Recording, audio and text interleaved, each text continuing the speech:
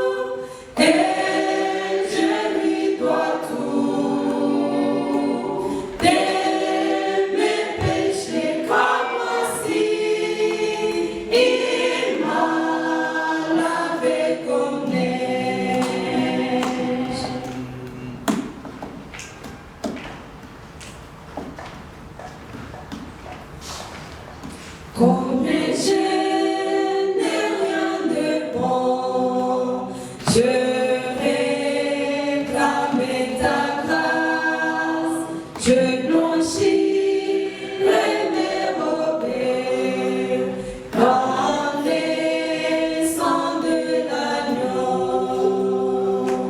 Jésus paie à tout et je lui dois tout. Dès mes péchés comme voici, il m'a lavé comme neige.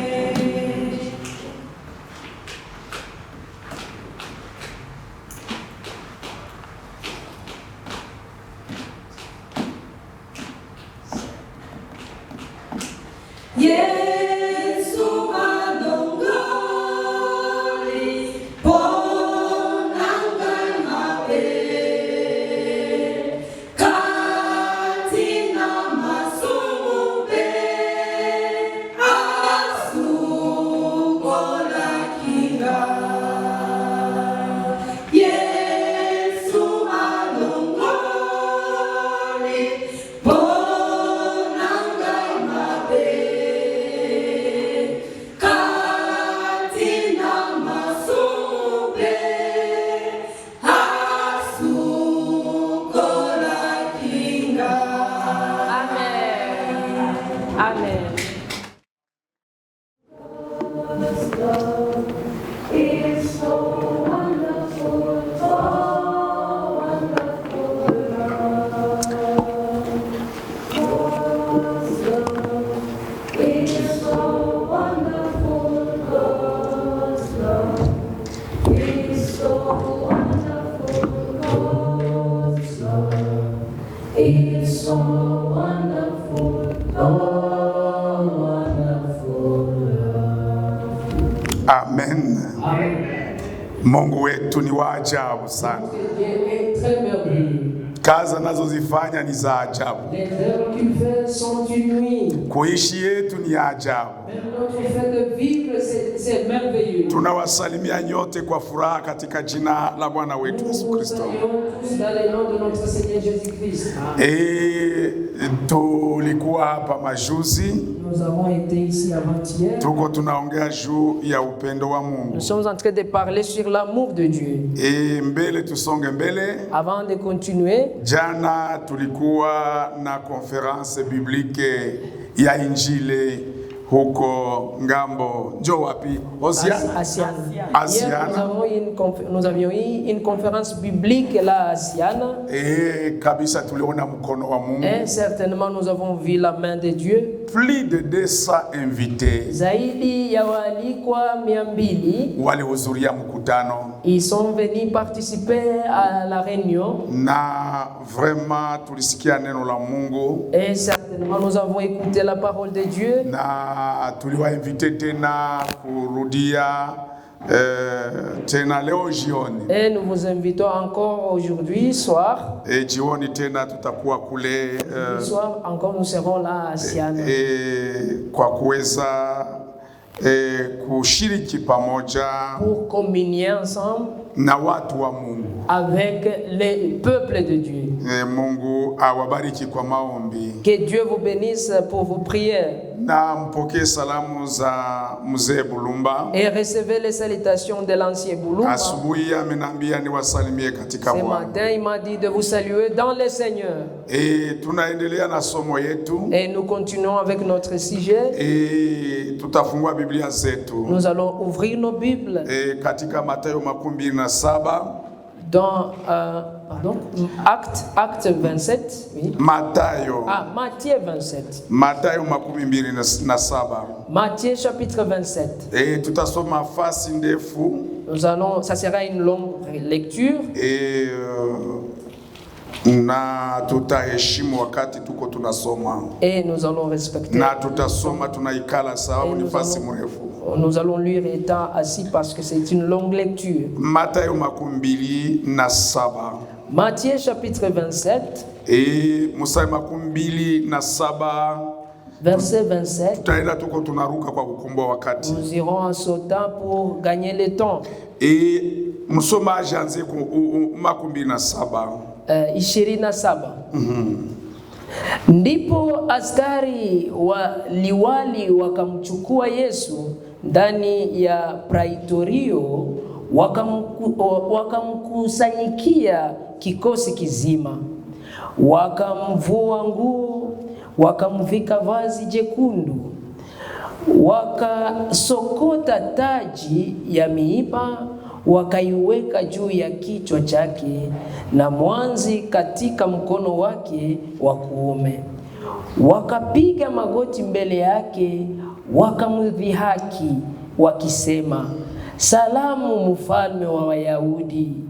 Kisha wakamtemea mate, wakautwaa ule mwanzi, wakampiga kichwani. Walipokwisha kumdhihaki, wakalivua lile vazi, wakamvika mavazi yake, wakamchukua kumsulubisha. 33. Verset 33. Na walipofika mahali paitwapo Golgota, yaani fuvu la kichwa, wakampa kunywa divai iliyochanganyika na nyongo, lakini yeye alipoionja hakutaka kunywa. Endelee. Walipokwisha kumsulubisha, waligawa mavazi yake, wakapiga kura ili litimie neno lililonenwa na nabii, waligawa nguo zangu kati yao, na juu ya vazi langu walipiga kura. 39. Verset 39. Nao walikuwa wakipita njiani,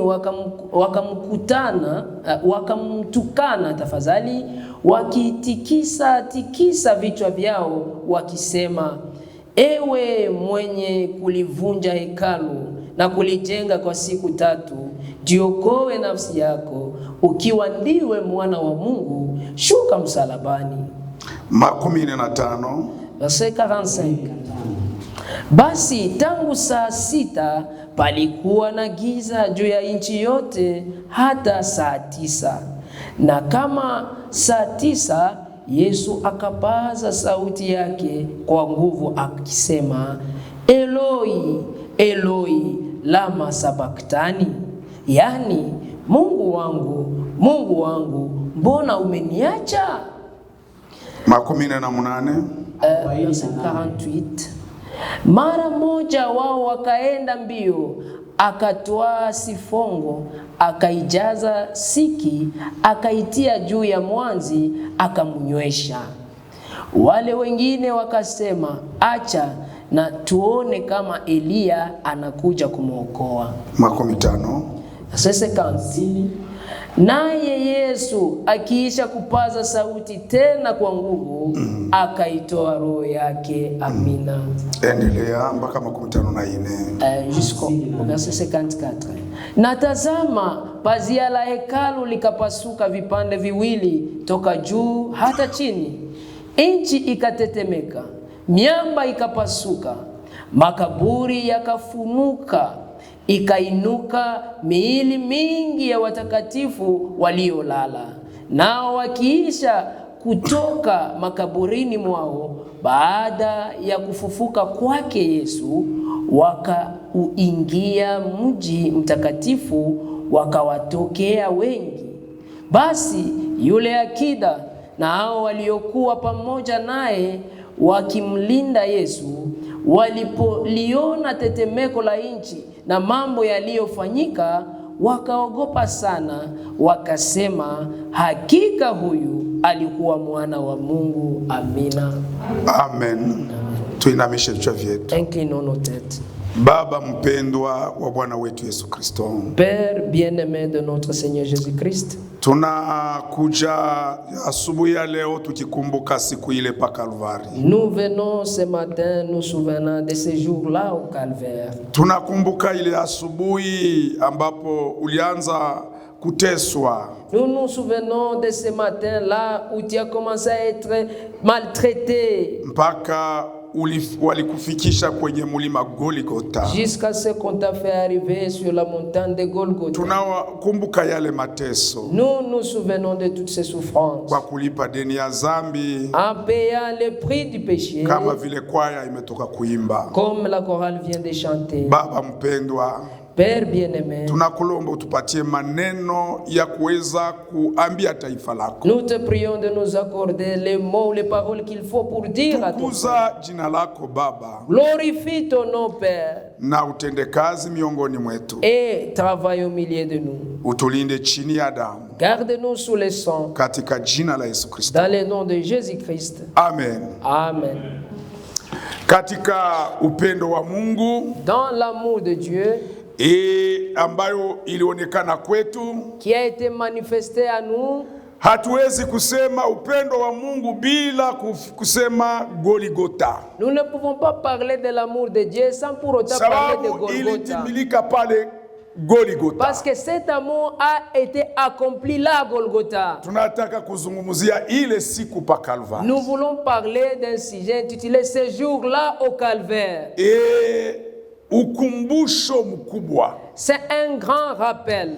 Yesu alisema, Jésus a dit, samahani, Paul aliandika kusema, je m'excuse, Paul a écrit, disons, katika kitabu cha Wakorinto wa kwanza sura yake 11. les livres d'un 1 Corinthiens chapitre 11. Wakorinto wa kwanza sura yake 11. 1 Corinthiens chapitre 11. Mstari wake 26, wakati tunapokaribia meza ya Bwana. Et le verset 26, pendant qu'on veut s'approcher du repas du Seigneur. Verset 26. Inasema hivi.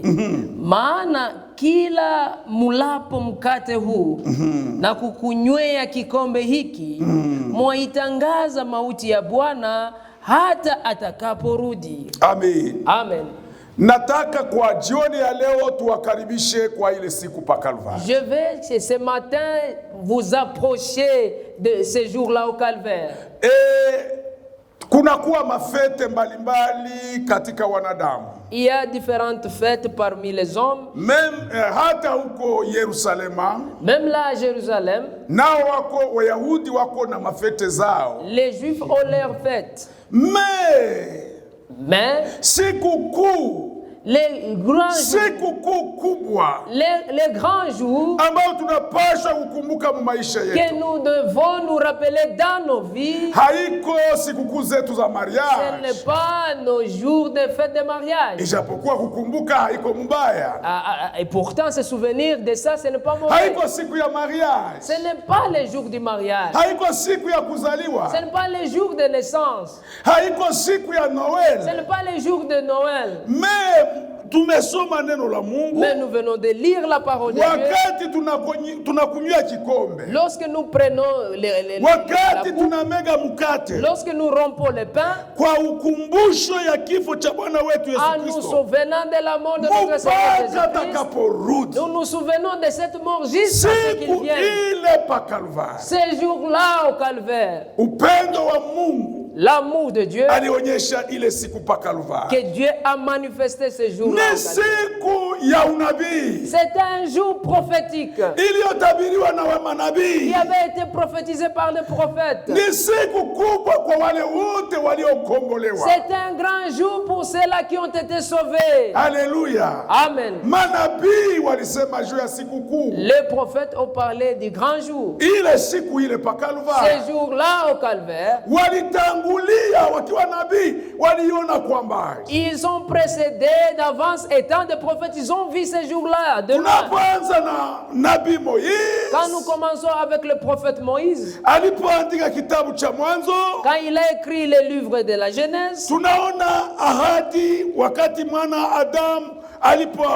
nous voyons la promesse lorsqu'Adam est tombé. Vous savez que yenye ilitendeka mustani ya Ce Eden, qui s'est passé dans les jardins d'Éden, ile vita iliyokuwa kwenye mustani ya Eden la bataille qui a eu lieu dans les jardins d'Éden haikuanzia hapa chini kudunia, n'a pas commencé ici sur la terre. ilianzia njoo kumbingu. Ah, cette guerre a commencé au Wakati malaika Lucifer lorsque l'ange Lucifer, alikuwa malaika mkubwa, il était le grand archange. alikuwa malaika mwenye utukufu, Il était un ange de gloire. me sasa hakufurahia kwenye Mungu Mais il amemutia, n'avait pas été content de la position que Dieu lui avait donnée. akaanza kuwa na kiburi ndani Et mwake, il a commencé à engendrer l'orgueil. akaanza kujipika kifua, Il a commencé à se taper à la poitrine. nami nitaikala kukiti cha Il a Mungu, commencé à dire, je m'asserai sur le trône de Dieu. nami nitakuwa sawa Et Mungu. je serai comme Dieu. Wakati alijiinua, Quand il a commencé à vita se ilianza lever, kumbingu, alors la guerre a commencé au ciel. na akaanza kupita katika wa malaika. Il a commencé à parler Munajua, avec les anges munajua. de l'air disant, Unajua, savez-vous, magawanyiko ilianza kule est-ce que kumbingu. vous savez que la division a commencé depuis le ciel? Shetani kugombanisha kazi ya Mungu. Le diable a combattu l'œuvre de Dieu. Kila wakati shetani hugombanisha kazi ya Mungu. Chaque fois, le diable combat l'œuvre de Dieu. Yeye ndio adui wa Mungu na adui wa watoto wa C'est Mungu. lui l'ennemi de Dieu et l'ennemi des enfants de Dieu. Unapoamini unaanza vita. Quand tu crois, tu commences la bataille. Kwenda kumbingu haiko kwenda kupikniki. Aller au ciel, ce n'est pas aller à un pique-nique. No. Hapana. Wakati unapoamini, Lorsque vous croyez, ujue ya kwanza unaanza vita na shetani. sachez que vous commencez la guerre, la bataille avec le diable. Kama hauna vita seke hauna imani. Si tu n'as pas de bataille, ça veut dire que tu n'as pas de Na foi. wakati unapoamini, Mais lorsque tu crois, vita inaanza pale la pale. bataille commence là même. Amen. Amen. Na njoo vile alijinua kumbingu. C'est pourquoi Lucifer s'est élevé au ciel. Wakati alipojinua kumbingu, Quand il s'est élevé lui-même, akaingia ndani ya malaika kuwadanganya. et il est entré dans les anges et les trompa. Na njoo vile shetani wenyewe anatumikisha. Et c'est de la même manière, tout celui que le diable utilise, Anawainua il les élève, kuwapatia cheo fulani, leur donnant une certaine position, un titre, heshima fulani, un honneur, na ile heshima na ile kiburi et cet honneur avec de l'orgueil, anaanza kushawishi wengine. il commence maintenant à influencer les autres. Vous savez, il commence à chuchoter. Ile yenye nasemewa chini chini, Ce qui se chuchote, qui se yenye parle, haiwezi kutiwa kunuru ya Mungu. ce qu'on ne peut pas placer à la lumière de la parole. Tusikuwe watoto wa giza, Ne soyons pas les enfants de ténèbres, metu watoto wa mais soyons nuru. des enfants de la lumière. Haleluya. Amen. Na ndio maana katikati yetu hakuna maafere Et prive. c'est pourquoi au milieu de nous, il n'y a pas d'affaires privées. Maisha yetu Notre vie inatiwa kunuru ya neno la Mungu. elle est placée sur la lumière de la parole. Na hivyo kukumbingu Et c'est ainsi que akashawishi wa malaika, Lucifer a moja influencé tatu wa malaika akawashawishi. les anges et un tueur des anges Na hivi wa malaika, séduit. na hivi kukakuwa vita. Ainsi, il y a eu une bataille, une guerre. Mikaeli na wa malaika kule, Et Michael et les anges là aussi, hivi kukakuwa vita. il y a eu maintenant une guerre. Me shetani na wala ishawishi walishindwa. Mais Satan et tout cela qui l'a influencé Na njoo ont été vaincus. waliporomoshwa huku kudunia. Et ils ont été jetés sur la terre. Lucifer akaingia hata mubustani ya Et Edeni. Lucifer est entré jusque dans le jardin d'Éden. Akatumikisha chombo fulani, tunasikia mnyama wanaita Il nyoka. a utilisé un reptile qu'on appelle serpent. Na hivi alipoingia katika ule mnyama, Et quand il est entré dans ile cet wakati animal, ile mnyama ilikuwa inayua kusema. à ce temps-là, cet animal parlait. Biblia inasema ilikuwa très risé, ilikuwa kabisa na mayele mingi. Et la Bible dit que le serpent était très rusé. Alikuwa na akili mingi na mayele Il mingi. était très intelligent Kwa kudanganya, pour tromper. akadanganya Eva. Et il a trompé Ève. Na hivyo wakati alidanganya Et Eva, lorsqu'il a trompé Ève, akamtosha kuchenye Mungu alisema. il a fait sortir Ève de ce que Dieu a Akamtosha dit. kuneno. Il lui a fait sortir de la parole. Na wakati alimtosha kuneno la Mungu Et akamdanganya. lorsqu'il lui a fait sortir de la parole de Dieu, la trompa. Na hivi Eva akabebea vile vile Adamu. Et ainsi, Ève a apporté aussi le fruit Ile d'Adam. udanganyifu vile vile akaibebea Adamu. Elle a apporté ses mensonges à Adam. Na Adamu akatoka kumstaria neno. Et Adam est sorti de la ligne de la parole. Na Adamu hangeweza kutoka kumstaria neno. Et Adam ne pouvait pas sortir Sababu de la Biblia ligne de la inasema ya parole. kwamba Parce que la Bible dit, Adamu haiko yeye alidanganywa. la Bible dit que ce n'est pas Katika Adam qui a kitabu été cha séduit. Timotheo ya kwanza, 1 Timothée, Timotheo ya kwanza 1 Timothée, sura yake ya pili, 1 Timothée chapitre 2, Timotheo ya kwanza 1 Timothée sura yake ya pili chapitre 2, mstari wake wa 13 hadi 14. verset 13 à 14. We Kwa maana Adamu ndiye aliyeumbwa wa kwanza na Hawa baadaye. Wala Adamu hakudanganywa. Adamu hakudanganywa. Adam n'a pas été séduit. Hakudanganywa. Ila mwanamke alidanganywa kabisa, akaingia katika hali ya kukosa. Amen. Amen. Adamu hakudanganywa. Adam n'a pas été séduit. Ni upendo iliyokuwa ndani ya Adamu. Mais c'est à cause de l'amour qui était dans Adam. Adamu aliitika akafanya chenye anajua.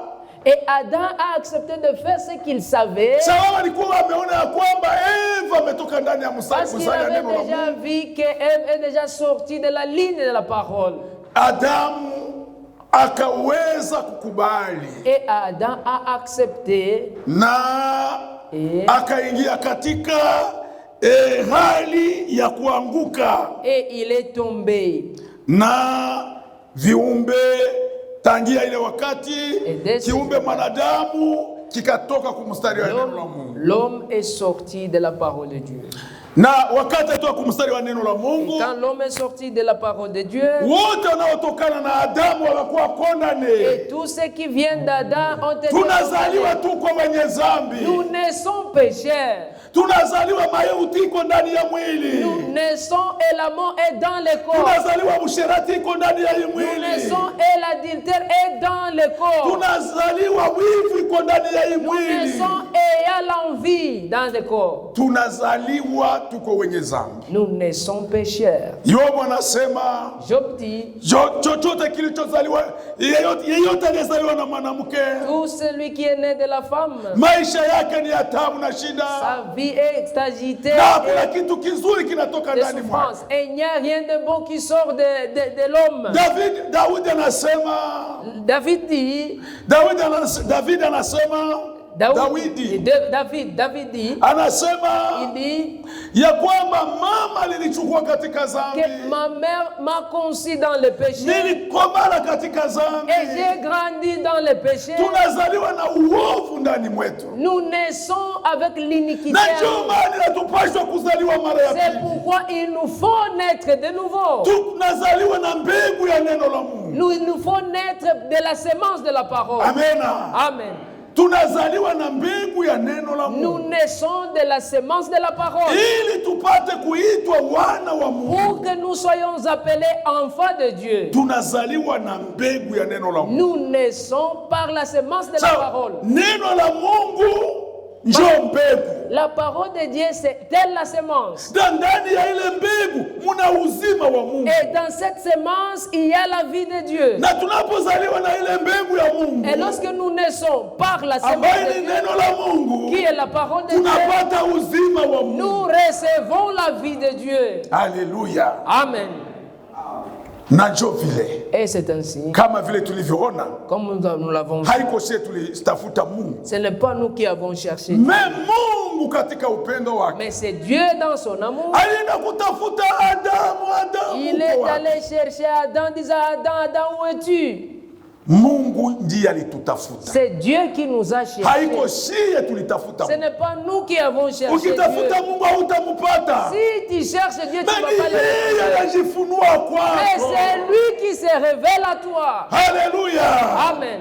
tunaona ya kwamba nous voyons que Moïse aliandika kuhusu ukombozi Moïse a écrit concernant la katika rédemption. kitabu cha Mwanzo Dans Genèse, sura yake ya 3. Genèse chapitre 3, Adamu na Hawa wakishaanguka, Adam et Ève, après être tombés, kulikuwa ahadi il y avait une promesse. ile hadi kumstari wake 15. Au verset 15, inasema hivi, Genèse 3 verset 15. Mwanzo sura 3 mstari wa 15, nami nitaweka uadui kati yako na huyu mwanamke na kati ya uzao wako na uzao wake, huo utakuponda kichwa na wewe utamponda kisingino. Haleluya. Amen. Bana tupatia ahadi ya kusema je mettrai, nitaweka uadui. On nous donne la promesse disant que je mettrai l'inimitié. Et que je mettrai inimitié entre toi et la femme. Taweka uadui kati yako na mwanamke Et la postérité de la femme na kati ya uzao wa mwanamke t'écrasera la tête. na uzao wa mwanamke utakuponda kichwa. Ili kulikuwa ahadi ya uzao ya mwanamke. Il y avait la promesse de la sémence de la femme. Zambi iliingilia kwa njia ya mwanamke. Le péché est entré par la femme. Iliomba na ukombozi nayo onekane kwa njia ya mwanamke. Il a fallu que la rédemption soit trouvée par la femme. Haleluya. Amen. Ou au travers de la femme. Bana tupatia uzao wa mwanamke On nous dit que la sémence de la femme ambayo itaweza kusiaga kichwa cha nyoka. qui va écraser la tête du serpent. Na ile uzao wa mwanamke kama vile Et mnajua cette sémence de la femme telle que vous le connaissez, ni Yesu aliyezaliwa na mwanamke. c'est Jésus qui est né de la femme. Alizaliwa pale Bethlehem. Il était né là à Bethléem. Mu 2018 nilikuwa pale Bethlehem. En 2018, j'étais là à Bethléem. Ambapo tuliweza kuingia mwa ile grotte kwenye Yesu alizaliwa. Là où nous sommes entrés dans cette grotte-là, mahali Yesu alizaliwa ndio. Unawe ni mambo ya ajabu. Ce sont des choses merveilleuses. Kuona Mungu anajinyenyekeza namna vile. De voir Dieu s'humilier de la sorte. Kwenda kuzaliwa fasi ambapo kondoo zilikuwa zinakunywa maji. Aller être né là où les vaches ou les brebis s'abreuvaient. Ce qu'on appelle Ni katika kitu kinaitwa panatia mbebe ndio wanaitaka berceau. Berceau. Oui. Sasa berceau yenyewe ni ndani ya lijiwe. Ça, hori, le berceau c'était dans une roche. Inafanyika ndani ya lijiwe. Ce berceau a été formé ou creusé là dans la roche. Wakati niliona ile mambo, quand je vis ces choses, niliona haiko fasi ya kutamaniwa. Ce n'est pas une chose. Ni ndani ya lijiwe. C'est dans une roche. Berceau ni ndani ya lijiwe. Ce berceau c'est une roche. Voyez. Unaona unyenyekevu gani? Quelle humilité. Maana tunaona ya kwamba et nous voyons alitabiriwa na manabii. Il a été prophétisé par des prophètes. Katika Walawi 15 dans Lévitique chapitre 25 mutasoma Moïse anaandika kusema, vous lirez Moïse écrit kuhusu mambo ya ukombozi, concernant les affaires de la rédemption. Anasema kuhusu ndugu yako wa karibu ndio angeweza kukukomboa. Il dit que dans l'Ancien Testament, il a fallu un proche parent pour vous racheter. Wakati umeweza kuwa katika utumwa, lorsque vous avez été esclave pendant longtemps, wala umeweza kuuzisha shamba yako, ou tu as vendu ton champ, iliomba ndugu yako wa karibu, il a fallu ton proche parent, ndio aweze kukukomboa, pour qu'il puisse te racheter. Mwenye kuwa na uwezo, c'est lui qui a les moyens de te racheter. Kwa wakati wa jubilé, et c'était le jour du jubilé. Ile yote ilikuwa ni kivuli ya chenye kitatendeka Kalvari. Tout ça c'était l'ombre de ce qui allait être fait au Calvaire. Unaposoma katika Yobu 19, lorsque vous lisez dans Job 19, Kiswahili yenu watu wake Job 19. Okay. 19. Job 19. Ayubu 19. Andika asoma mstari wake 13 pale. Verset 23. Ndio 50 na ngapi? 20. Okay. Job 19. Ayubu 19 na mstari wa 23. 23 we. Laiti maneno yangu yangeandikwa sasa. Hii maneno yaandikwe. Que ces paroles soient écrites. Ili isisabulikanake. Pour qu'elles ne soient pas oubliées. Laiti yangeandikwa kitabuni. Yakachorwa katika mwamba milele. Ichorwe katika mwamba. Et que ça soit vraiment donc gravé sur une roche, oui. Amen. Kwa kalamu ya chuma na risasi. Lakini mimi najua ya kuwa mambo gani itachorwa kwa kalamu ya risasi. Quelles sont ces choses qui seront gravées avec une plume? Job aliona vision. Et Job a vu une vision. Wakati aliona mambo ya lufu. Quand il a vu la mort, comment est-ce que l'homme meurt, et comment est-ce qu'on l'enterre, on l'ensevelit, et toutes ces affaires, c'est fini par là. Les larmes, on les coupe, mais l'homme, lui, quand il est enseveli, c'est pour toujours. Alléluia. Job, il a été vraiment brisé lorsqu'il a vu la vie. Frères et sœurs bien-aimés, ikiwa tunaweza kuzaliwa na mwisho ni kukufa, maana gani ya kuishi? Et si nous pouvons naître et mourir, quelle est l'importance de la vie? Ikiwa tunaweza kuoa na kuolewa, si nous pouvons nous marier, être mariés, mwisho tunakufa, maana gani ya kuishi? À la fin nous mourrons, quelle est l'importance de vivre? Ikiwa tunaweza kuzala watoto, si nous pouvons agencer des ikiwa enfants, tunaweza kuenda ku university tunasoma, si nous pouvons aller à l'école dans de grandes universités, nous étudions, mwisho ni kukufa, et qu'à la fin maana gani ya kusoma? Quelle est l'importance d'étudier? Quelle est l'importance d'avoir des enfants? Quelle est l'importance d'agir? Quelle importance ikiwa tunaweza kusoma, tunajitahidi, tunafanya namna yote, tunajenga hii manyumba na hii mabildingi tunaona, mwisho ni kukufa. Maana gani ya kuishi? Quelle est l'importance de la vie? Kumbe Job anaanza kulani siku zenye alianza kulani siku zenye alizaliwa. Et Job a commencé à maudire son jour de naissance. Voyez. Unaona? Mais katika ile manunguniko yote, mais dans toutes ces inquiétudes, mwisho alimupatia tumaini. Un jour, à la fin, il a donné tumaini ambayo iliyo na uzima. Dieu lui a donné une espérance vivante. Alléluia. Amen. Ba frère bien-aimé, mes frères bien-aimés, mujue ya kwamba wakati kidogo mnapitisha mahali hapa, sachez que ce petit moment que vous passez, David alisema inapitisha miaka 1000 fasi zingine. David a dit que ce temps que vous passez ici vaut mieux que 1000 ailleurs.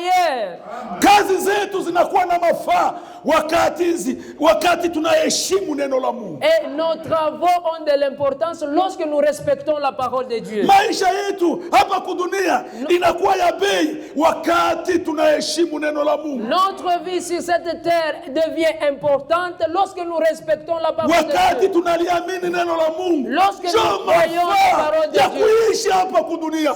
Maisha bila Bwana Yesu haina maisha. Et la vie sans le Seigneur Jésus-Christ, ce n'est pas une vie. Amen. Mama, unachukua mimba. Maman, vous devenez unazala mtoto. Mais mwisho utakufa. Maana gani ya kuzaa? Maintenant, quelle est l'importance d'enfanter? Maana gani ya kuzaa? À quoi sert? Kijana, unaingia university, unasoma masomo, na mwisho utakufa na macheti yako. Maana gani ya kusoma? Alors quelle est l'importance d'étudier? Unaona? Vous voyez? C'est pourquoi Mungu katika upendo wake, Dieu dans son amour, aliweza kufungua njia. Il a frayé un chemin. Alléluia. Amen. ili tuwe na matumaini, pour que nous ayons de aliweza l'espérance. kufungua njia Il a fait ili un chemin tukuwe na maana ya kuishi hapa pour chini. que nos vies aient de l'importance. Amen. Haleluya. Amen. Na ndio maana ile siku Et niliwaambia c'est kusema pourquoi ce jour-là, je vous ai dit, sisi tunaangalia kwa ile isiyoonekana. nous nous regardons à l'invisible. Amena. Amen. Mbingu na dunia zitapita. Les cieux et la terre Hii passeront. mabuilding mnaona Nairobi Tous ces itapita. buildings, toute la ville de Nairobi Lakini passera. neno hili la Mungu litadumu milele. Mais cette parole de Dieu demeurera éternellement. Haleluya. Amen. Na Yobu wakati alikuwa katika ile manunguniko, Et Job, lorsqu'il était dans ses Mungu dans ses akamwonyesha inquiétudes, matumaini. Dieu lui a montré l'espérance. Wakati aliona ile matumaini, Et quand il a vu cette espérance, alilalamika il a kusema, crié disant, mais je sais que mon rédempteur est vivant. lakini najua ya kwamba mkombozi wangu yu Et hai qui se lèvera le dernier sur la terre. na ya kwamba atasimama wa mwisho Même duniani. quand ma peau sera détruite, Hata wakati mwili wangu utakuwa il se umeharibika, lèvera atasimama après que ma peau aura été détruite. kisha mwili wangu kuharibika, Moi-même, je le mimi contemplerai. mwenyewe nitamuona. Alléluia. Amen. Mungu alimuona, alimwonyesha utukufu, Dieu lui a montré la gloire. alimwonyesha Il ukombozi. lui a montré la rédemption. Ninajua ya kwamba mkombozi wangu yu Il a hai. dit que je sais que mon rédempteur est vivant. Amen. Amen. Atasimama kwa upande wangu siku ya mwisho. Et il se lèvera de mon côté. Hata hii mwili na kufa, Même si ce corps meurt, sasa hii mwili na haribika. même si ce corps est Tusome détruit. mstari wa 16. Verset 26. Oui. Mstari wa 26.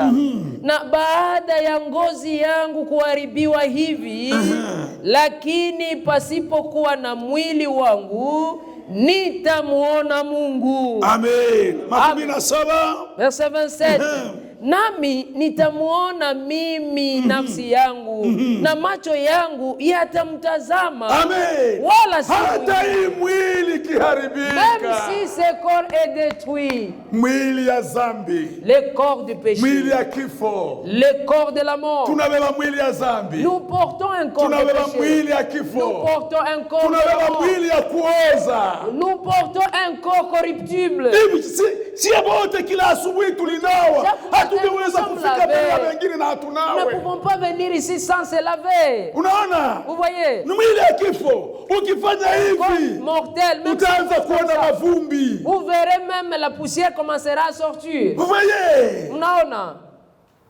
mwili ya kifo, C'est un mwili ya corps mortel. kuoza, C'est un corps corruptible.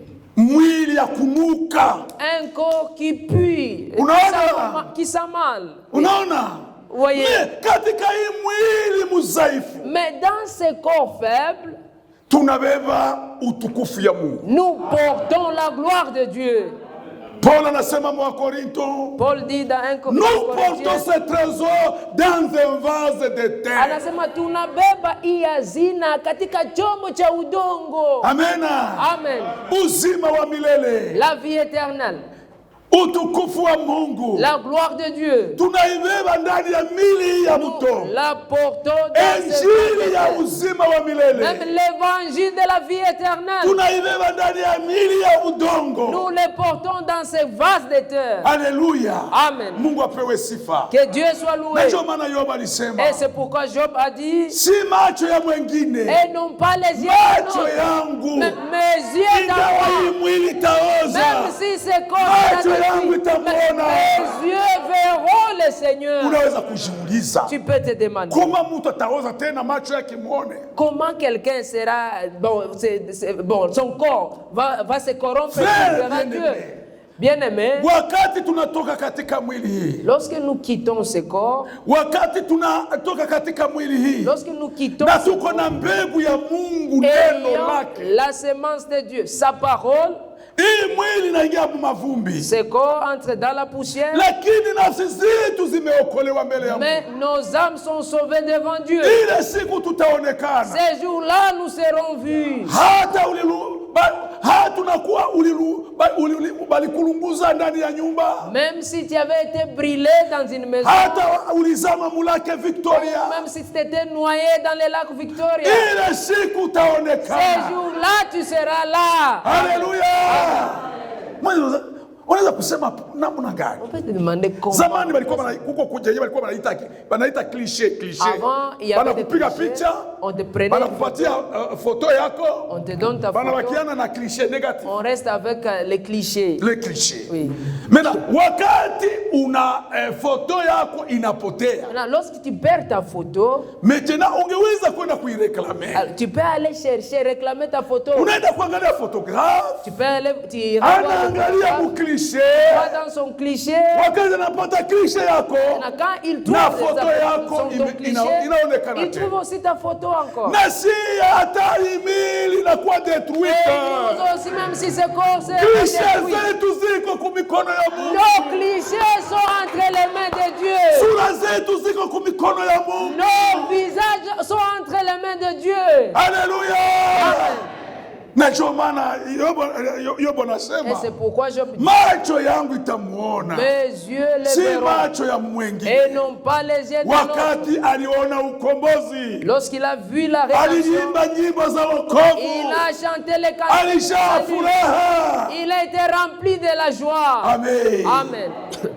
Siku ile pa Kalvari Ce jour-là au Calvaire. ni siku mwenye alikombolewa hawezi kusahau. Et quelqu'un qui est sauvé ne peut pas oublier ce jour. Dawidi David, miaka 1000 mbele ya kuzaliwa kwa Yesu 1000 ans avant la naissance de Jésus, aliona mateso ya Bwana wetu Yesu il Kristo. a vu les souffrances de notre Seigneur Jésus. Katika Zaburi 129 mstari wake wa kwanza hadi wa pili. Dans Psaume 129, versets 1 à 2, Oui.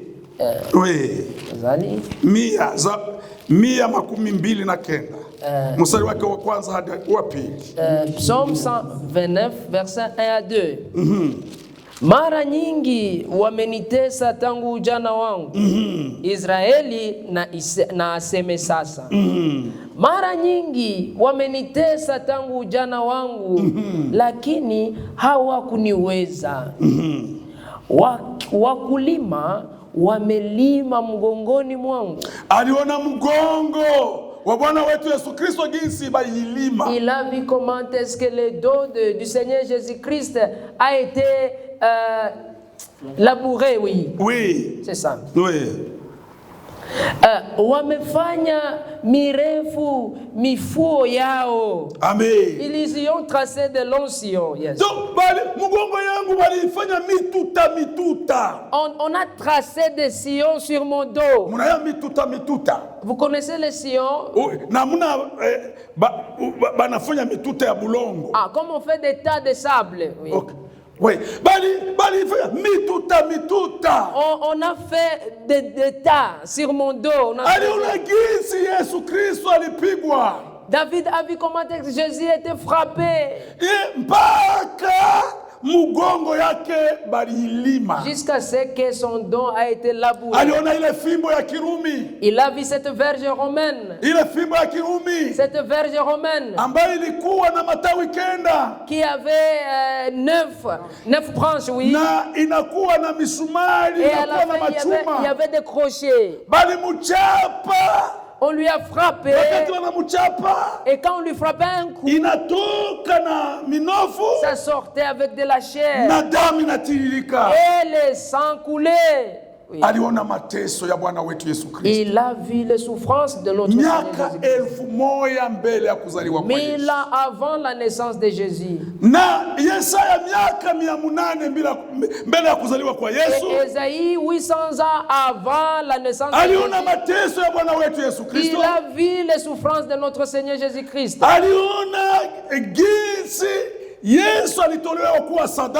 Il a vu comment est-ce que Jésus a été offert comme sacrifice. Esaïe chapitre 53. Il a vu le visage. Comme Jésus n'avait plus de visage.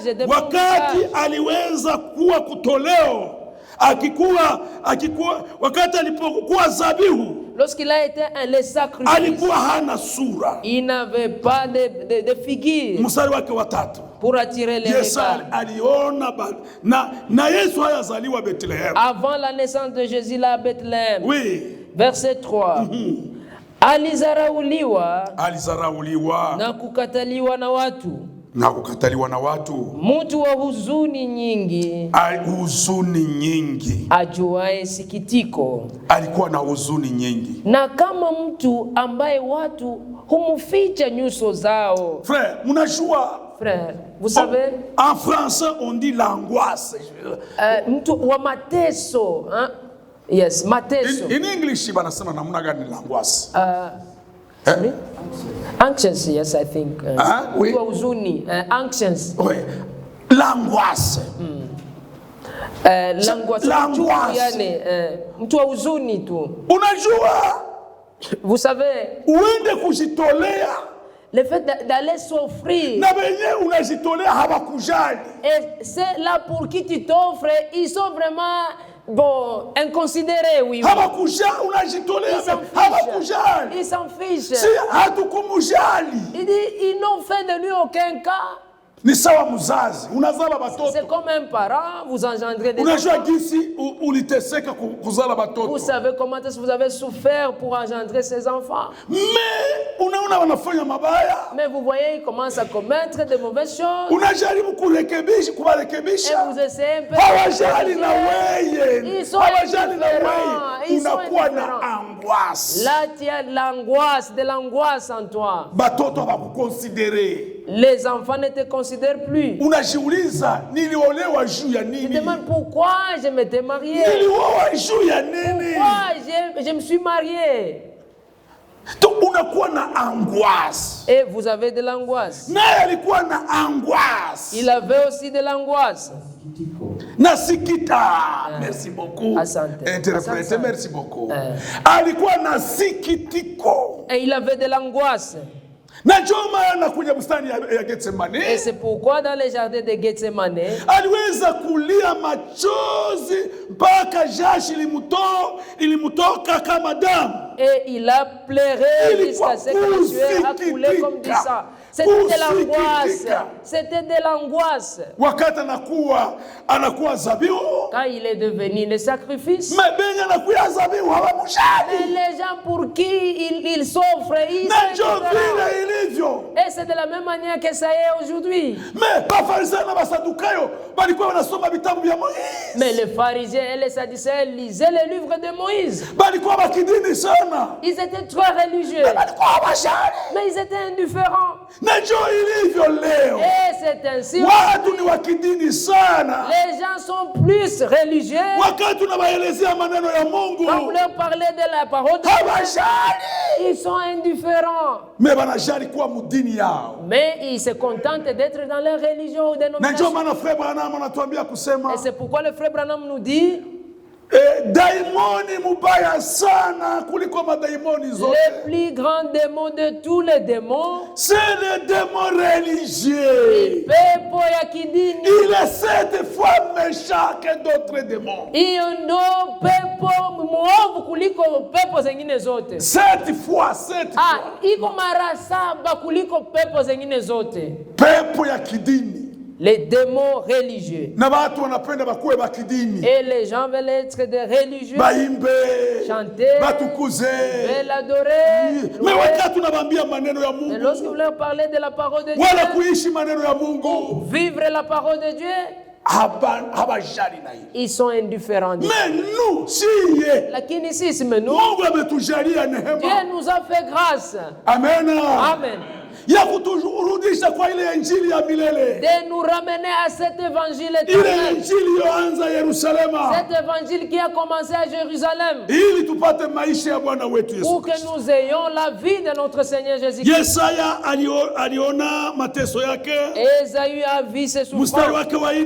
Et au verset 4. Oui. Hakika ameyachukua masikitiko yetu, amejitwika huzuni zetu, lakini tulimdhania ya kuwa amepigwa, amepigwa na Mungu na kuteswa. Amen. Endelea. Bali alijeruhiwa kwa makosa yetu, alichubuliwa kwa maovu yetu. Adhabu ya amani yetu ilikuwa juu yake. Si ndio tulikuwa condamnés. C'est nous qui étions condamnés. Depuis bustani ya Eden. Tangu le jardin d'Éden. Iwe Adam. Même si c'est Na Adam. wote wanazaliwa na Et tous Adam. ceux qui viennent d'Adam, toute la Tulikuwa descendance d'Adam, condamnés. nous étions condamnés. Na sasa Mais maintenant, ile condamnation cette condamnation ilianguka juu yake. est tombée pour que nous ayons la paix. Amena. Amen. Na katika kupigwa kwake Et par ce meurtrissure, tunapata uponyaji. nous trouvons la guérison. Bwana Yesu anaokoa. Le Seigneur Jésus sauve. Bwana Yesu anaponya. Le Seigneur Jésus guérit. Amen. Haleluya. Amen. Nakumbuka ule mwanamke mwenye alikuwa anavuja damu miaka Je me rappelle 12. de cette femme qui avait la perte de ça pendant 12 ans. Biblia inasema ya kwamba La Bible dit alipana mali yake kwa maganga, qu'il avait donné tout son argent au docteur, au médecin. Mais hawakumfanyia kitu. Mais ça ne lui a Na wakati rien du tout. alipokuwa na imani, Mais lorsqu'elle a eu la foi, akasema nikigusa nguo elle a yake dit tu. si j'ai touché seulement les pans de sa robe. Haleluya. Amen. Nikigusa nguo yake Si tu, j'ai touché les pans de sa robe, nitapata uponyaji. je trouverai ma guérison. Alifanya namna yote. Elle a tout fait. Yesu alikuwa anazunguka na watu wengi. Jésus était entouré par Aliingia beaucoup de katika gens. msongamano Et il était mpaka parmi les aligusa gens kwa imani nguo yake, jusqu'à ce que par la foi elle a na touché les papo pans de hapo sa robe. akapona. Et à l'instant même elle fut guérie. Yesu Kristo ni yule jana leo hata milele. Jésus-Christ est le même hier, aujourd'hui et éternellement. Anaokoa na anaponya. Il sauve et il guérit. Amena. Amen. Mnakumbuka ule akida Vous vous rappelez de ce mkubwa wa centenier Kirumi? romain? Ule akida mkubwa wa Ce grand Kirumi centenier romain, alisema il a dit,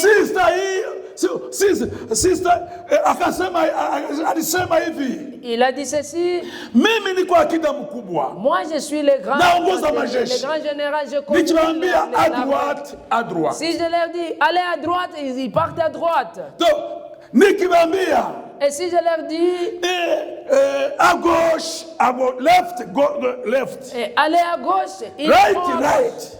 Quand je dis allez à gauche, En avant. mbele mwende mbele, wanaenda mbele. Amen. Amen. Mimi kama niko mkubwa Moi si je suis wa le majeshi, grand, les chefs, chenye mimi nasema ce banakifanya, que j'ai dit, ils le font. mimi sistahili. Moi je ne suis pas digne. Sema neno la moja Dis tu. seulement un mot. Haleluya. Amen. Sistahili ufike kunyumba Je ne suis yangu. pas digne de te Sema recevoir dans neno ma moja maison. tu. Dis un seul mot. Amen. Mtumishi wangu atapona. Et mon serviteur sera guéri. Amena. Amen. Imani ya ule akida iliponesha ule mtoto wake, ule mtumishi wake. La foi de ce centenier romain a Yesu guéri Kristo son ni yule jana serviteur. leo hata milele. Jésus est le même hier, aujourd'hui et éternellement. Anaokoa na anaponya. Il sauve et il guérit. Amena. Amen. Yesaya aliona mateso yake. Esaïe a vu ses souffrances. Hatuna wakati ya kusoma kitabu yote ya Isaya makumi tano na tatu. Nous n'avons pas le temps de lire tous les chapitres d'Esaïe 53. Hamsini, ndio wanasema hamsini combien? 53. Hamsini na 53, tatu. oui. Mungu apewe sifa. Dieu soit loué. Mikaya aliona kuzaliwa kwake kule Bethlehem. Michée a vu sa naissance là à Bethléem. Na ndio maana Paulo Et c'est pourquoi Paul, aliweza kusema kwa ufupi il a dit kuhusu ile Injili katika kitabu cha Wakorinto wa kwanza il a parlé par un court discours concernant cela dans Wakorinto wa kwanza sura yake 15 dans 1 Corinthiens 15 mstari wake wa kwanza anatukumbusha. au premier verset il nous rappelle. Nami nimekuja Et kuwakumbusha. moi aussi je suis venu vous rappeler. Amen. Amen. 1 Corinthiens chapitre 15. Wakorinto wa kwanza 15. Oui. Mstari wa kwanza. Basi ndugu zangu, nawakumbusha ile injili niliyowahubiri, ambayo ndiyo mliopokea, na katika hiyo mnasimama, na kwa hiyo mnaokolewa. Injili ile inaokoa.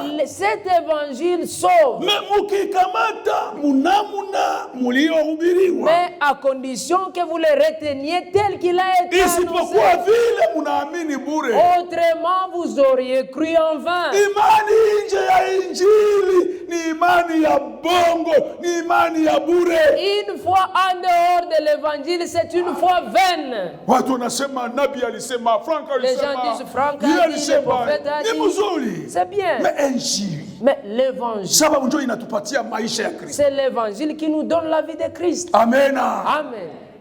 Mstari wake endelea wa pili. Mstari wa pili.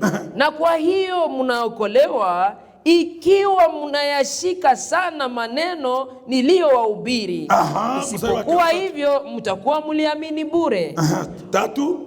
Mstari wa tatu. Kwa maana naliwatolea ninyi hapo mwanzo yale niliyopokea mimi mwenyewe, na ya kuwa Kristo alikufa kwa ajili ya dhambi zetu sawa sawa na maandiko. Yesu alizaliwa sawa sawa na maandiko. Jésus était né selon les Écritures, Jinsi manabii walitabiri. tel que les prophètes ont prophétisé.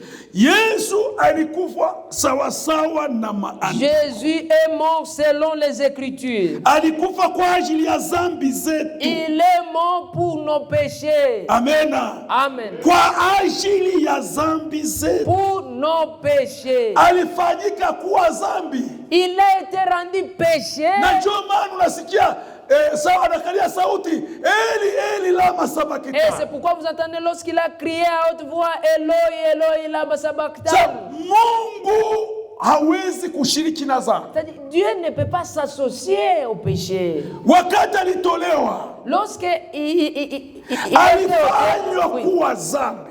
lorsque Dieu est sorti, Jésus est devenu Na ndio péché. maana Mungu Et c'est pourquoi Dieu, hangeikala na il yeye, ne pouvait pas hangekuwa demeurer en ndani lui. mwake. Il ne pouvait pas Unajua rester en kwamba lui. utimilifu wa Mungu Et vous savez que toute la plénitude de ilikuwa ndani ya Dieu Yesu Kristo était en Jésus-Christ kwa hali ya mwili. corporellement. Memetena Mais wakati lakini alifanyika sasa, kuwa dhambi, lorsqu'il a été rendu péché, Mungu alimwacha.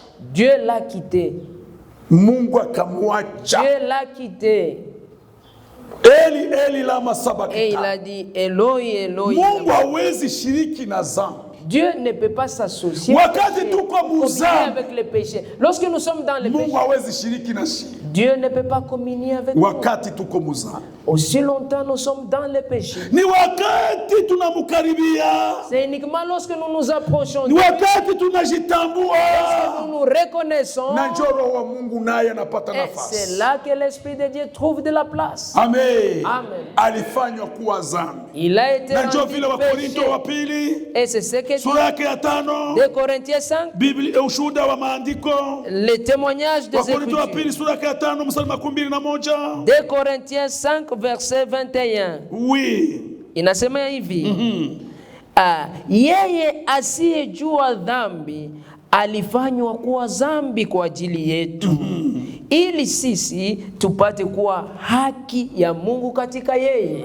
Amen. Amen. C'est lui qui n'a pas connu le péché. Yeye ambaye hakujua dhambi, Il a fait devenir péché pour nous, Mungu alimufanya kuwa dhambi kwa ajili yetu, afin que nous devenions en lui justice de Dieu. ili tupate kuwa ndani yake haki ya Mungu. Alifanywa kuwa dhambi. Il a été rendu Alibeba péché. dhambi zangu na zako. Il a apporté tes péchés et mes Yeye péchés. mwenye alikuwa hana dhambi Lui qui n'avait pas de péché, akabeba dhambi zangu na zako, mais il a porté mes ili péchés, tes tupate péchés, haki ya Mungu. pour que nous ayons la justice de Dieu. Alitundikwa pale msalabani. Il a été crucifié là à la croix. Nacho tumesoma katika Mathayo sura yake ya 17 Et ce que nous avons lu dans Matthieu chapitre 27, mstari wake 15. à partir du verset 45. Oui, tusome. Mathayo 27 mstari wa 45. Basi tangu saa 6 Donc depuis midi. En anglais mnasema midi njo ngapi? Midday. Okay. Saa sita. Okay. Since 12 p.m.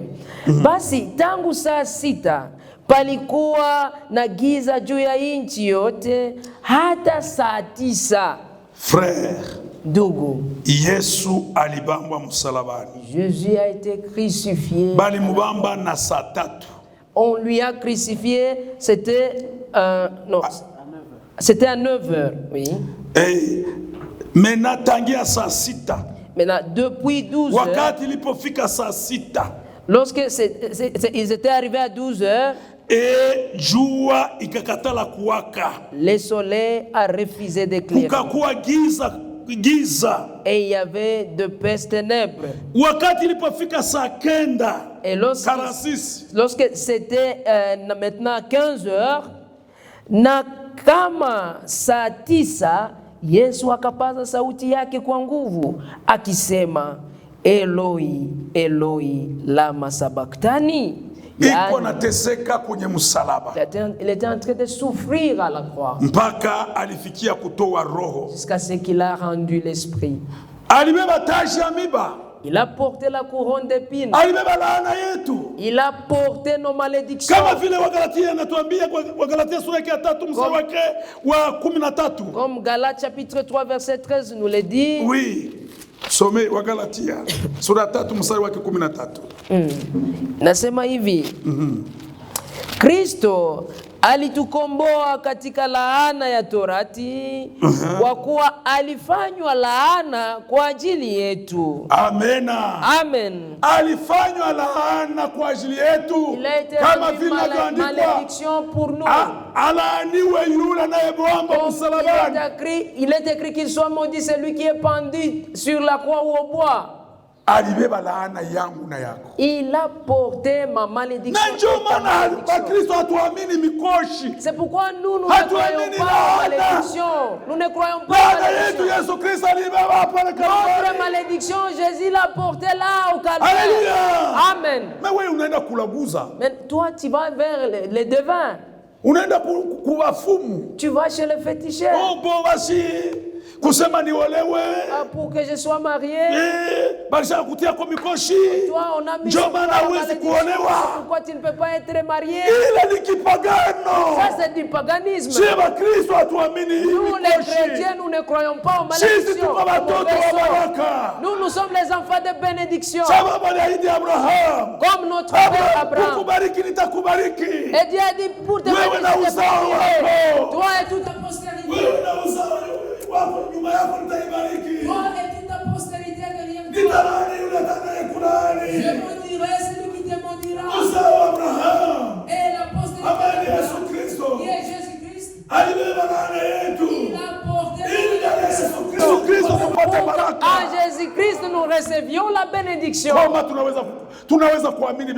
Comment nous pouvons croire aux malédictions? Oh, tu ne trouves pas d'argent parce qu'on t'a déjà maudit. Non, nous ne croyons pas à la malédiction. Si à toi mini kulaana.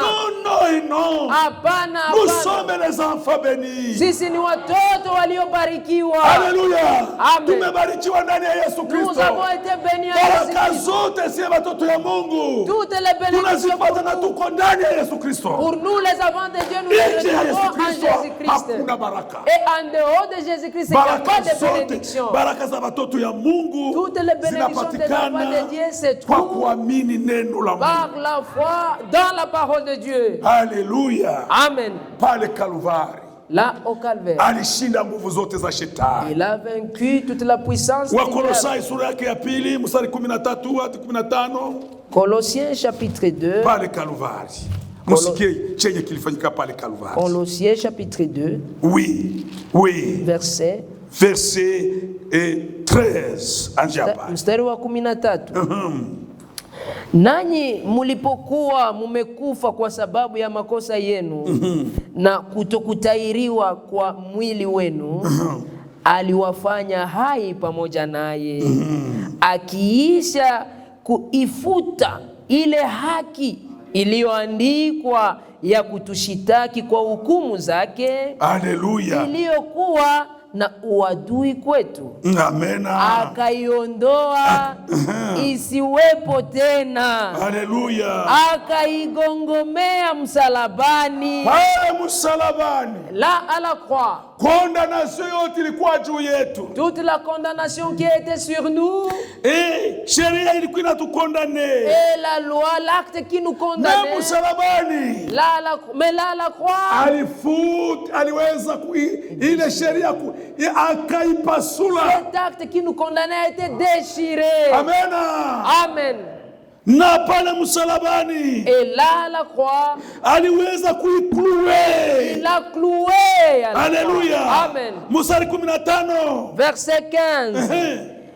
Akiisha kuzivua enzi na mamlaka na kuzifanya kuwa mkogo kwa ujasiri, akizishangilia katika msalaba huo. Pale msalabani akasema yote imekwisha. Et là à la croix il a dit tout est accompli. Amelipa deni ya dhambi. Il a payé le prix du Katika péché. mapigo yake Et par ces mesures unapata uponyaji. nous trouvons la guérison. Haleluya. Amen. Mapepo zote Tous les démons, alizishinda pale il les a msalabani. vaincus là à la croix. Haleluya. Amen. Tunatembea katika ushindi. Nous marchons dans la Dhambi croix. haiwezi kututawala. Les péchés ne peuvent Ni pas nous sisi dominer. kutawala C'est dhambi. nous qui dominons sur le péché. Haleluya. Amen. Mungu apewe sifa. Que Dieu soit loué. Jo upendo wa Mungu. C'est ça l'amour de Dieu. Upendo wa Kalvari. L'amour du calvaire. Na ile upendo wa Kalvari Et cet amour du calvaire inamiminwa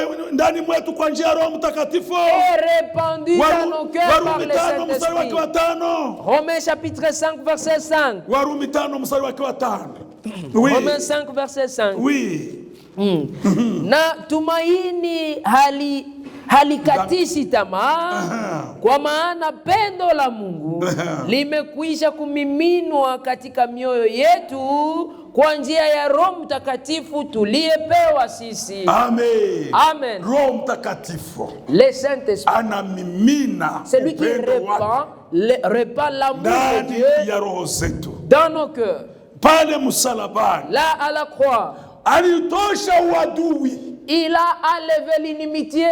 Wenyewe walikuwa hawawezi kukutana, Ceux qui ne pouvaient pas se rencontrer, Mungu aliweza kuwatukutanisha mais Dieu les a rencontrés ensemble. pale msalabani. Là à la croix, Akaondosha uadui. en enlevant l'inimitié. Hakuwezi kupatikana uadui katikati ya Il wadui. ne doit pas y avoir l'inimitié parmi les frères. Yesu aliweza kuiondosha. Jésus avait déjà brisé cette Wenye inimitié. hawangeweza kupatana, Ceux qui ne pouvaient pas s'accorder, Yesu aliwapatanisha. Jésus les a réconciliés.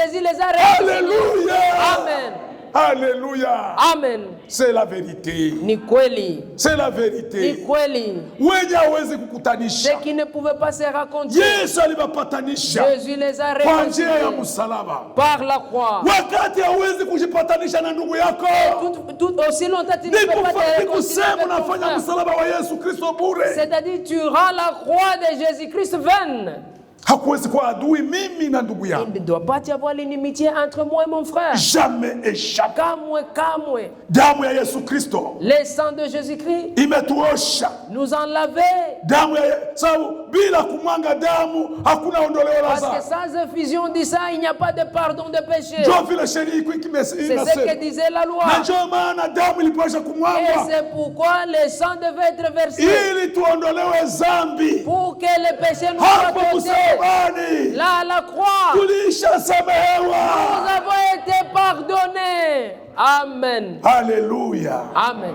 C'est la vérité. Ni kweli. Tunaweza kuwa na madhaifu, Nous pouvons avoir des mais ile madhaifu tunakuya kumulilia mais Bwana avec ces faiblesses, nous venons ili prier apate à Dieu kutuondosha udhaifu. pour qu'il nous enlève cette Ile faiblesse. upendo wa Kalvari Cet amour du calvaire inakupatia kujitoa kwa ajili ya ndugu yako. te donne à t'offrir. Tu Na t'offres yenye- toi-même à ton frère. Waraka wa kwanza wa Yohana Et c'est ce que dit l'épître de Jean. sura yake ya kwanza, 1 Jean chapitre 1. sura yake ya tatu, samahani. 1 Jean chapitre 3. Waraka wa kwanza wa Yohana 1 Jean. sura yake ya tatu, 1 Jean chapitre 3. tusomee ile mstari wake 14. Le verset 14. Tunashuka pale. Oui. Descendons. Sisi tunajua ya kuwa tumepita toka mautini kuingia uzimani, kwa maana twawapenda ndugu. Amen. Amen. Wakati hauna upendo wa Mungu, Quand tu n'as pas d'amour de uko Dieu, ndani ya kifo. tu es dans la mort. Sababu Biblia inasema, Parce que la Bible dit, Biblia inasema, usipende ulimwengu. n'aimez pas le monde. Usipende ulimwengu. N'aimez point le monde. Oui. Oui. Tusome ile. Puis sommes Au verset 15, chapitre 2, verset 15. 1 Jean 2:15. Oui. Inasema hivi. Waraka wa kwanza 1 Jean chapitre 2 sura yake ya pili mstari wake verset 15. Oui. Msipende dunia wala mambo yaliyomo katika dunia. Mtu akiipenda dunia, ukipenda dunia, upendo wa Mungu haumo ndani yake. Na verset 16 mstari wa 16, maana kila kilichomo duniani, yaani tamaa cha uzima, tamaa ya mwili, tafadhali, tamaa ya mwili na tamaa ya macho. Hii mwili iko na tamaa zake. Ce corps a ses désirs. Inaomba tufikie kuzishinda. Et nous devons vaincre les convoitises. Alléluia. Paul anasema nimesulubiwa pamoja na Yesu Kristo. Paul dit que j'ai été crucifié avec Christ. Ikiwa ninaishi, et si je vis maintenant, si mimi ninaishi, ce n'est plus moi qui vis, mais c'est Christ qui vit en moi. Mimi mali mingi wa zamani amekufa. Moi, ancien Élie est déjà mort. Mali mingi wa zamani amekufa. Ancien Élie est déjà mort, oui. Thérèse wa zamani amekufa. L'ancienne Thérèse est déjà morte. Judith wa zamani alikufa. Et l'ancienne Judith est déjà morte. Yohana wa zamani amekufa. L'ancien Jean est déjà mort. Simeon wa zamani amekufa. L'ancien Simeon est déjà mort. Amen. Amen. C'est vrai. Ni kweli. Kwa neno la Mungu, par la parole de Dieu, tunapata upanga wa neno. Nous recevons l'épée inaokata ngambo zote mbili, qui est une épée à double tranchant. Ila upanga wa neno, cette épée de la parole, wakati wanakuchomeka ile upanga, lorsqu'on la perce en toi, wewe tunakufa. Toi tout entier tu meurs. Ni upanga wa neno. C'est l'épée de la parole. Amen. Amen. Njoo inakupatia kukufa. Qui te donne la mort. Ile siku ya Pentecote. Et ce jour de Pentecôte, wakati waliposikia maneno, lorsqu'ils avaient entendu, iliwachoma ndani ya mioyo yao. Cette épée les a touchés dans le cœur. Alléluia. Amen. Wao wenyewe wakasema, et même on dit, tufanyeje? Que ferons-nous? Akasema tubuni. Et Pierre a dit, Petro akasema tubuni. Pierre a dit, kila mmoja wenu, et que chacun de vous abatizwe katika jina la Yesu Kristo, soit baptisé dans le nom de apate ondoleo la zambi, pour le pardon de son péché. Sababu parce que toba la repentance et le pardon des péchés itahubiriwa mataifa yote, seront prêchés dans katika jina lake, à partir de Jérusalem en son nom. Amen. Amen. Kama huyabatizwa katika jina la Yesu Kristo, si tu n'es pas encore baptisé dans le nom de Jésus-Christ, tes péchés ne sont pas pardonnés. La repentance et le pardon de péchés seront prêchés dans toutes les nations, dans la nation du Kenya, dans la Tanzanie, dans l'Afrique du Sud, dans la Guinée, même en Asie, dans le monde entier, la repentance et le pardon de péchés seront prêchés dans toutes les nations, dans le nom de notre Seigneur. Il n'y a pas un autre nom qui nous a été donné par Dieu, si ce n'est le nom de Jésus-Christ. Alléluia. Amen. C'est pourquoi, frère bien-aimé, cet amour du calvaire, lorsqu'il est répandu en nous, ça nous donne des mains. Mais lorsque le monde est encore en toi, la convoitise de la chair, tamaa ya mwili, et la convoitise des yeux. 16, oui. Mstari wa 16, maana kila kilichomo duniani, yaani tamaa ya mwili, na tamaa ya macho, na kiburi cha uzima, havitoki kwa Baba, bali vyatoka duniani. Au verset 17. Mstari wa 17. Na dunia inapita pamoja na tamaa zake, Na tamaa zake zitapita. bali yeye afanyaye mapenzi ya Mungu adumu hata Na milele. mapenzi ya Mungu ni kutii neno lake. Et la volonté de Dieu c'est d'obéir à sa parole. Alléluia. Amen. Tunapenda wa ndugu. Nous aimons le Au frère. verset 15, Yohana wa kwanza sura yake ya 3 mstari wake wa 15. 1 Pierre 3 verset 15 maintenant. Kila amchukiaye ndugu yake ni muuaji. Aha. Nanyi Chuki l'envie ni uwaji. c'est un meurtre. Kuchukia ndugu yako. Et c'est seulement haïr ton frère. Katika sheria iliandikwa usiue. Et dans la loi il est écrit ne tue pas. Lakini ule anayechukia ndugu yake Mais là c'est lui qui hait son frère. ni muuaji. Il est meurtrier. Donc hakuna chuki katika mafrère. Donc il n'y a pas de haine parmi les frères. Na ndio frère Frank anatuambia Et c'est par là que le kama hatuwezi kuchangia meza ya Bwana pamoja hapa, il dit si nous ne pouvons pas communier ensemble, kama hatuwezi kuimba pamoja hapa chini si nous ne kudunia, pouvons pas chanter ensemble sur la terre, kama tutaweza kushirikiana kumbingu? comment communierons-nous Mbingu là au ciel? tunaianza hapa chini kudunia. Les ciels nous les commençons ici sur la terre. Baba yetu uliye mbinguni, Notre Père qui est au ufalme ciel, wako uje. que ton règne vienne. Haleluya. Amen. Na ufalme wa Mungu tunaishi kwa njia ya Roho Mtakatifu. Et le royaume de Dieu, nous vivons dans le royaume Inaomba de Dieu tukuwe par le na roho ya Saint-Esprit. Mungu. Amen. Inaomba tukuwe na roho ya Nous Mungu. devons avoir l'Esprit de Dieu. Haleluya. Amen. Kama hatuwezi kuchangia meza ya Bwana Nous pamoja, ne pouvons pas communier ensemble. kama hatuwezi le repas du Seigneur. kushiriki pamoja, Si nous ne pouvons pas communier Kama ensemble, hatuwezi nous kuimba réunir ensemble. pamoja, Si nous ne pouvons pas chanter ensemble, sasa kumbingu njoo tutashiriki. allons-nous le faire au ciel? Ushirika tunaianzia hapo. La communion, nous la commençons ici. Amen. Amen. Watoto ya Mungu hawezi kuwa chuki. Parmi les enfants de Chuki Dieu, il n'y a inatoka pas de kwa haine. adui La shetani. haine vient de l'ennemi, le diable. Kwa Mungu kunatoka upendo. Au ciel, Kwenye Dieu ne kuko vient que chuki l'amour. nitatia upendo. Et là où il y a la haine, je mettrai l'amour. Haleluya. Amen. Mungu apewe sifa. Que Dieu soit loué. Shuka kidogo tuangalie fasi ya Descendez un kusimamia. peu, nous allons voir là où nous allons nous arrêter.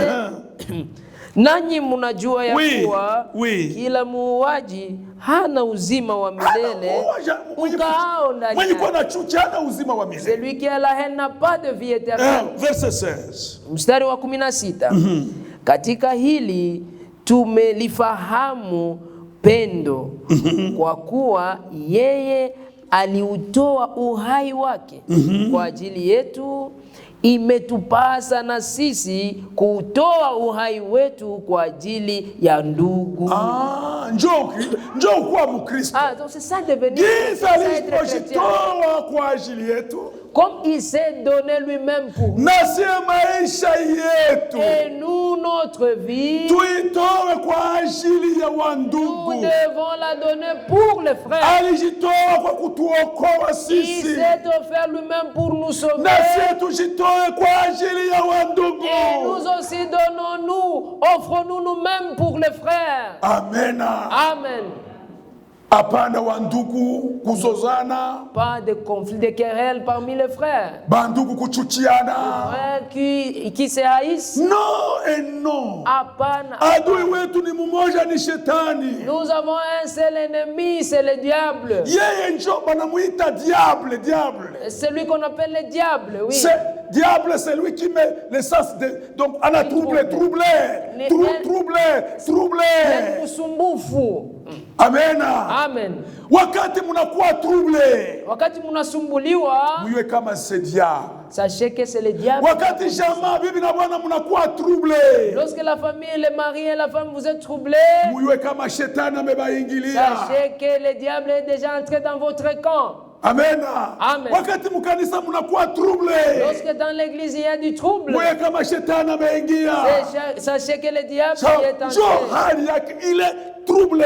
Parce que c'est ça sa nature. Mero ya Mungu anatupatia salama. Mais l'Esprit de Dieu nous donne la paix. Injili ni ya salama. Et l'évangile, c'est un évangile de Batumishi paix. ya Mungu wanaleta salama. Et les serviteurs de Dieu apportent la Watoto ya paix. Mungu watoto wa Mungu en français on dit il procure la paix. Watoto wa Mungu ndio wanaleta amani. Amen. Amen. Kwenye huku unaleta amani. Là où tu es, Unaleta salama. tu procures la paix. Sababu ulisikia neno la salama. Parce que tu as entendu la parole Na de Bwana paix. wetu ni mfalme wa salama. Et notre Seigneur, c'est le roi de paix. Inaomba sasa maisha ya Yesu Kristo Il faut la vie de Jésus-Christ iwe ndani mwetu. soit en nous. Wakolosai sura yake ya 3. Colossiens chapitre 3. Wakolosai sura yake ya 3. Colossiens chapitre 3. Wakolosai. Oui, Colossiens chapitre 3. Tunaenda kusimamia quelque part. Nous allons bientôt nous arrêter. Wakolosai sura yake ya 3. Colossiens chapitre 3. Mstari yake wa kwanza hadi wa 4 tusomee mbio. Premier verset jusqu'au 4e. Basi mkiwa mumefufuliwa pamoja na Kristo, yatafuteni yaliyo ya juu Kristo aliko. Amen. Roho yetu ni inaangalia kwenye Kristo yuko. Nos cœurs regardent là où Christ est. Mstari wake wa 3. Verset 3. Kwa maana mulikufa. Tulikufa kwa dhambi. Nous sommes morts pour le péché. Na uhai wenu umefichwa pamoja na Kristo katika Mungu. Mstari wake wa 4. Kristo atakapoonekana aliye uhai wenu. Kristo atakapoonekana aliye uhai wenu. Christ, lui qui est votre vie, apparaîtra. Kristo ma vie. Kristo maisha uzima wangu. Kristo votre vie. Kristo uzima wenu. Amen. Amen. Kristo ma vie. Kristo votre vie. Kristo uzima wako. Inaomba tukue na maisha ya Kristo. Nous devons avoir la vie de Christ. Wakati atakapoonekana na sie tutaonekana. Nous apparaîtrons avec lui. C'est pourquoi le verset 5 dit basi vifisheni viungo vyenu vilivyo katika nchi uasherati. Yani muue viungo vyenu. Kuua usherati. Muue uasherati, uchafu, tamaa mbaya, mawazo mabaya na mawazo mabaya. Amina. Ni dhambi, mawazo mabaya. Les mauvaises pensées. Hawezi unasema usherati unakuwa na mawazo mabaya. Wewe usherati na wewe mawazo mabaya. Njia ni moja. Et l'adultère, vous êtes sur la même voie. Injili ileta Yesu Kristo kubaba msalabani. Ce qui est kuua à la croix, c'est le meurtre, oui. Kuua matendo mabaya, mawazo mabaya, kuua usherati. Ndio maana alibamba msalabani. Que nous puissions faire mourir la convoitise de la chair, les mauvaises choses, oui. Amen. Amen. Umemaliza mstari wake wa 5? Je n'ai pas fini.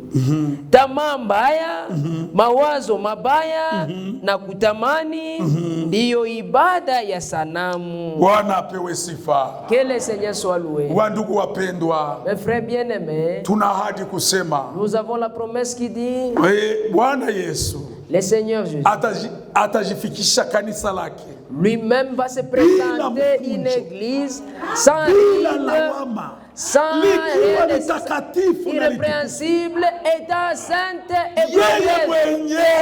Lui-même, qu'il vous sanctifie,